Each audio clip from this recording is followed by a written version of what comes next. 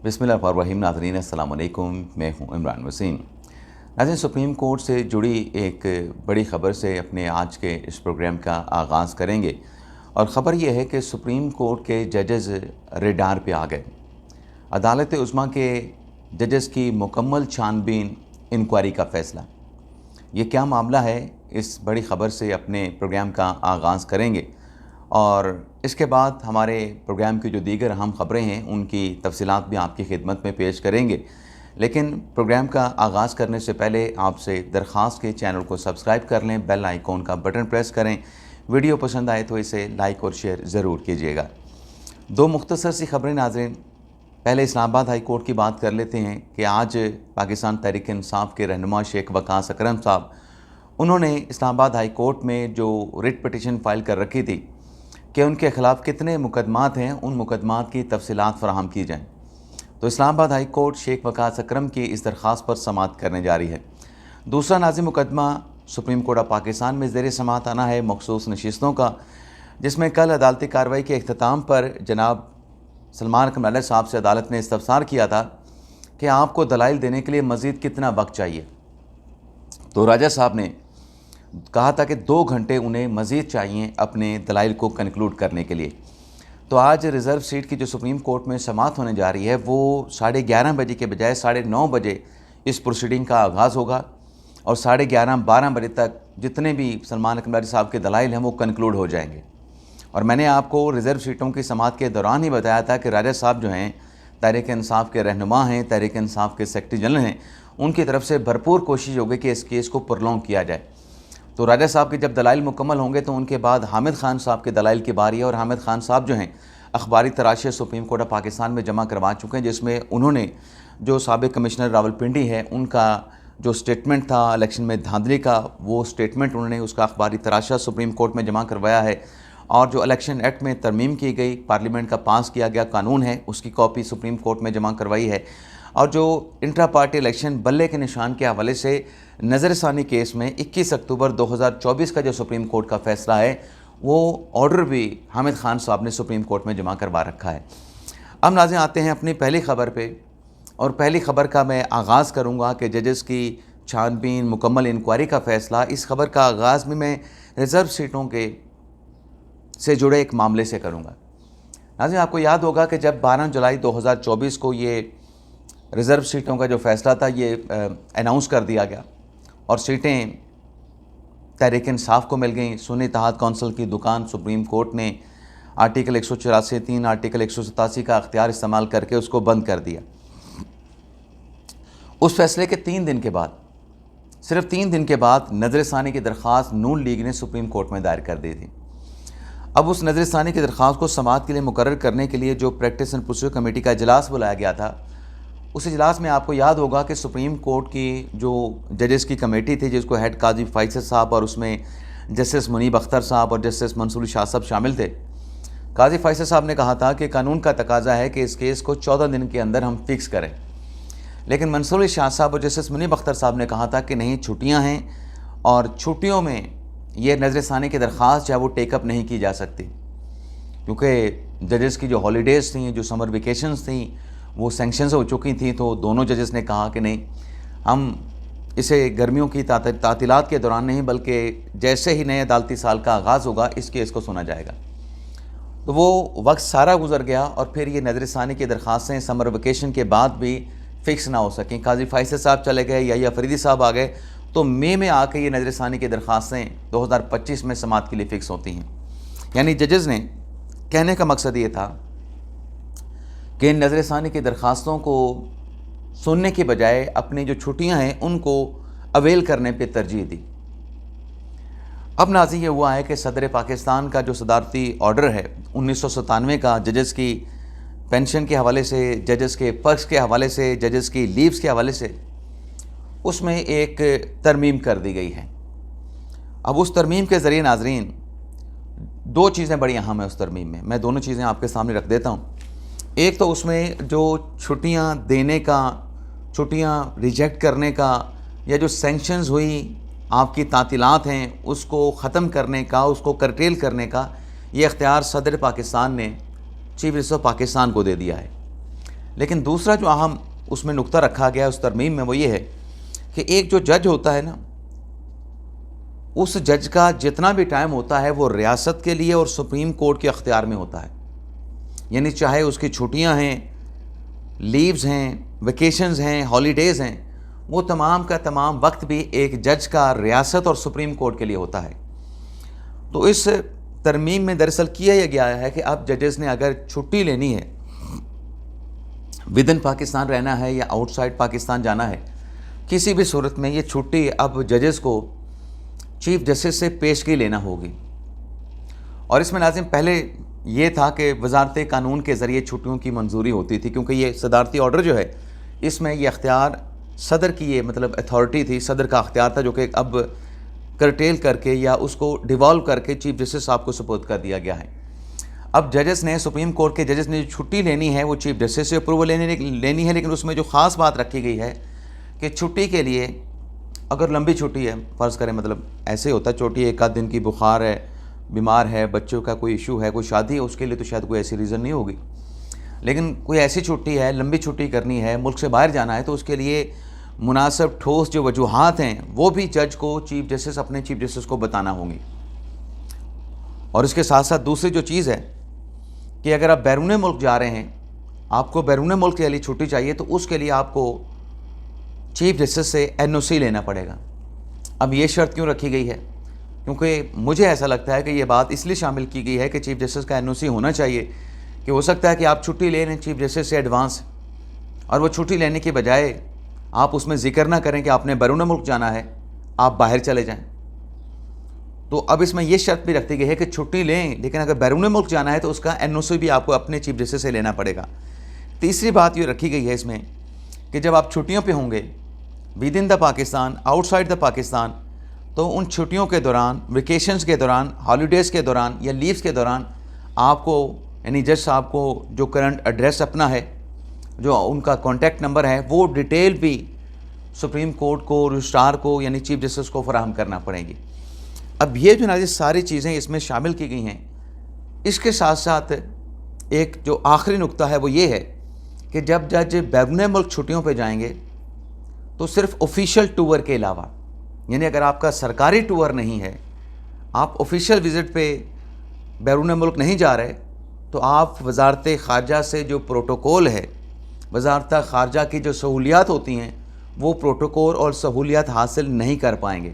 یعنی اگر آپ کا پرائیویٹ وزٹ ہے اور آپ وزارت خارجہ کو لیٹر لکھیں کہ آپ کو اس ٹرپ کے دوران فیسیلیٹیٹ کیا جائے، آپ کو پروٹوکول دیا جائے، تو اس کو بھی ختم کر دیا گیا ہے. صرف آفیشیل وزٹ پہ ہی ججز کو جو فیسلٹیز ہیں، جو پروٹوکول ہے، وہ مل پائے گا. تو اس ساری چیز سے ناظرین مجھے جو پتہ چلا ہے کہ آپ نے کوجنٹ ریزن بھی بتانی ہے، آپ نے باہر جانے کے لیے NOC بھی حاصل کرنا ہے، اور آپ نے اپنا ایڈریس، اپنا کانٹیکٹ نمبر بھی دینا ہے. تو یہ ایک طریقے سے یہ ہے کہ اب جب ججز کی چھٹیاں ہوں گی تو اس کی انکوائری یا مکمل چھان بین کے بعد یہ جو پروسیس ہے چھٹیوں کا، یہ تب جو ہے مکمل ہو پائے گا. اب یہ نہیں کہ آپ وزارت قانون کو لکھیں اور آپ کی چھٹی اپروو ہو کے آ جائے گی. اب اس میں پورا ایک پروسیس جو ہے وہ ڈال دیا گیا ہے چھان بین کا، انکوائری کا. اگلی خبر ناظرین کہ چیف جسٹس صاحب نے ہنگامی اجلاس کی اس معاملے پہ بلایا ہے، اور عدلیہ میں نئی صف بندی کا معاملہ کیا ہے. تو ناظرین ایک تو آپ کو یہ بتا دیں کہ کل جو جوڈیشل کمیشن کا اجلاس ہوا تھا، اس جوڈیشل کمیشن کے اجلاس میں جو سپریم کورٹ کا آئینی بینچ ہے، آئینی بینچ کے جو ججز ہیں، ان کی میعاد کو 23 نومبر 2025 تک جو ہے وہ ایکسٹینڈ کر دیا گیا ہے. یعنی جون 2-3 یا 11-12 جون تک میعاد تھی، اس کو بڑھا کے 30 نومبر تک کر دیا گیا ہے. تو اب جو کنٹینیوٹی ہے کانسٹیٹیوشنل بینچ کی اور ججز کی وہ جاری رہے گی.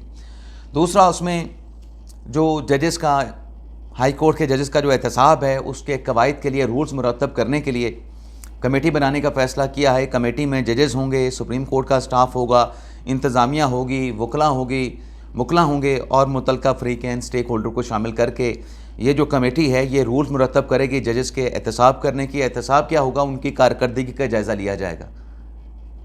اس کے علاوہ ناظرین کل کے جوڈیشل کمیشن کے اجلاس میں جو سندھ ہائی کورٹ کا کانسٹیٹیوشنل بینچ ہے، اس کو بھی 6 ماہ کے لیے ایکسٹینڈ کر دیا گیا ہے. لیکن یہاں پہ لیکن یہ ہے سندھ ہائی کورٹ کے آئینی بینچ کے ججز کے لیے کہ جسٹس آغا فیصل اور جسٹس ثنا اکرم کو सना अकरम को निकाल दिया गया है और उनकी जगह पे जस्टिस अदनान चौधरी और जस्टिस जाफ़र रज़ा को जो है इस बेंच में शामिल किया गया है। सफ़ बंदी और चीफ जस्टिस का हंगामी इजलास बुलाना। नाज़रीन, कल जो सुप्रीम कोर्ट ने जजेस ट्रांसफ़र केस का फ़ैसला किया है, उस फैसले में जैसे मैंने आपको कहा था कि और जो डिटेल हैं वो नेक्स्ट व्लॉग में आपके साथ हम शेयर करेंगे। तो उस फैसले में नाज़रीन जो मंदरजात हैं अहम, उन पर आने से पहले आपको बता दूं कि इसी मामले के ऊपर चीफ जस्टिस याहिया अफरीदी साहब ने इजलास बुलाया है। लेकिन तफसीली फ़ैसले की अक्सरियती फ़ैसले के मज़ीद मंदरजात ये हैं कि अक्सरियती फ़ैसले में कहा गया है कि सदर का जो अख्तियार है जज ट्रांसफ़र करने का, उसको आप क्वेश्चन नहीं कर सकते। खाली अगर ओहदे को ट्रांसफ़र के ज़रिए फिल किया जाता है, उस पर भी उंगली नहीं उठाई जा सकती। और ये इसलिए सुप्रीम कोर्ट ने गुंजाइश यह रास्ता दिया है मुस्तकिल ट्रांसफ़र का। उसकी वजह यह है कि अदलिया ने अपने फ़ैसले में लिखा है कि जो जुडिशल कमीशन है उसके पास तो कोई अख्तियार नहीं, लेकिन ये जो प्रोसेस है जज के ट्रांसफ़र का, इसमें जो सेफ्टी वॉल्व्स रखे गए हैं कि अदलिया में से अगर इनकार हो जाए तो ये जो प्रोसेस है तबादले का मुकम्मल नहीं हो सकता। तो इसलिए जज जो सदर का अख्तियार है उस पर आप क्वेश्चन नहीं कर सकते। फिर इसमें कहा गया है कि यकसा सीनियरिटी लिस्ट जो है वो पाकिस्तान में है नहीं, और जो आम तौर पे जजेस की तैनातियों के बाद सीनियरिटी डिटरमिन करनी होती है वो उस हाई कोर्ट के मुतलका चीफ जस्टिस ने करनी होती है। लेकिन यहाँ पे चूँकि सदर ने ट्रांसफ़र किया है तो हम ये मामला जुज़वी तौर पर सदर पाकिस्तान को भिजवा रहे हैं कि वो सीनियरिटी और जजेस का ट्रांसफ़र मुस्तकिल है या फिर आर्जी है। ये रिमांड सदर साहब को कर रहे हैं कि वो जल्द अज जल्द इस मामले का फ़ैसला कर दें। इख्तलाफी नोट में नाज़रीन ये कहा गया है कि हलफ जो है वो ट्रांसफ़र पे आने वाले जजेस के लिए ज़रूरी नहीं, और हल्फ लेना है नहीं लेना इसका फ़ैसला किसी अगले केस में किया जाएगा। लेकिन ISI के किरदार के ऊपर माइनॉरिटी जजेस ने अपने शॉर्ट ऑर्डर में बात की है कि अदलिया के मामलात में ISI का खुफिया एजेंसी का कोई किरदार नहीं। ISI एक ज़ैली इदारा है और अदलिया से उसका कोई लेना देना नहीं। और दो इशार भी जस्टिस नईम अख्तर अफ़गान साहब ने अपने ऑर्डर में लिखे हैं। अब ये जो नाज़रीन इख्तलाफ करने वाले दो जजेस हैं, जस्टिस नईम अख्तर अफ़गान साहब, जस्टिस शकील अहमद साहब, ये वो जज हैं जिन पर PTI की सपोर्ट करने वाले जो यूट्यूबर हैं, इन सहाफ़ी हैं, डॉलर ट्यूबर हैं, जो इनको कंप्रोमाइज़ जज कहते थे, जो इनको हुकूमती जज कहते थे, कल इस पे बड़े खुश थे कि जज साहबान ने बड़ा फ़ैसला किया है, बड़ा दलेरी का मुजाहरा किया है। ISI के ऊपर भी उन्होंने ऑब्जर्वेशन पास कर दी हैं। तो इसलिए नाज़रीन हम ये कहते हैं कि आपको इस तरह से रिपोर्टिंग नहीं करनी चाहिए कि आपको अपना थूका चाटना पड़ जाए। आपको जो मीडिया जर्नलिस्टिक जो एथिक्स हैं उसके अंदर रह के बात करनी चाहिए। जज का फ़ैसला है उसको क्रिटिसाइज़ करें, जज के फ़ैसले के ऊपर आप तनकीद करें, लेकिन किसी जज के ऊपर ज़ाती तौर पे जाके तनकीद करना कि ये जो मखसूस नशिस्तों में नोट लिखा है अमीनुद्दीन खान साहब ने, नईम अख्तर अफ़गान साहब ने, इनका सुप्रीम जुडिशल कौंसिल में जो है एहतसाब होना चाहिए, इनको बरतरफ किया जाना चाहिए, तो इस किस्म की घटिया बातें नहीं करनी चाहिए। क्योंकि बाद में फिर आपको जब वो जज जो आपको बुरा लग रहा होता है क्योंकि आपका ज़ाती जो इंटरेस्ट है वो उसमें शामिल हो चुका होता है, फिर कोई ऐसा फ़ैसला आता है तो आप उसके ऊपर अश कर उठते हैं, आप उस पर बल्ले बल्ले करने शुरू कर देते हैं। तो फिर आपको सोच समझ के सहाफ़त करनी चाहिए, किसी का मोहरा आपको नहीं बनना चाहिए। तो बाकी नाज़रीन, कल इमरान खान साहब के साथ उनके पार्टी के लोगों की मुलाकात थी। मुलाकात करने के लिए लोग पहुंचे थे, लेकिन ये मुलाकात नहीं हो सकी थी। बाकी जो रिज़र्व सीटों की आज सुप्रीम कोर्ट में समाअत होने जा रही है, उसमें आज सलमान अकमल साहब जो अदालत के सवालात हैं, बेसिक जो क्वेश्चन है कि आप इस केस में इंटरवीनर थे, आपकी पार्टी बनने की दरख्वास्त को भी एक्सेप्ट नहीं किया गया, तो अब आपका स्टेटस क्या है, आपका हक़ दावा क्या है।